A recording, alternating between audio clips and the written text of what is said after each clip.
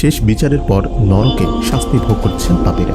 বড় বড় তেল ভর্তি ড্রাম, সেখানে সাজাপ্রাপ্ত ব্যক্তিদেরকে একবার ডুবানো হচ্ছে, আবার ভাসিয়ে তোলা হচ্ছে। সবগুলো ড্রামের সামনে পাহারাদার আছেন, নেই শুধু একটি ড্রামের সামনে।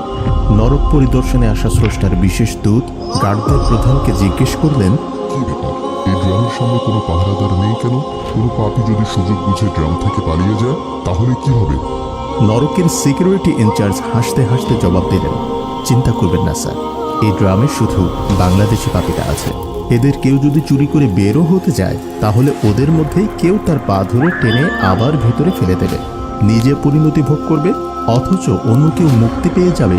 এটা বাঙালি সহ্যই করতে পারে না। তাই এই ড্রামের সামনে কাউকে পাহারায় রাখার দরকার হয়নি।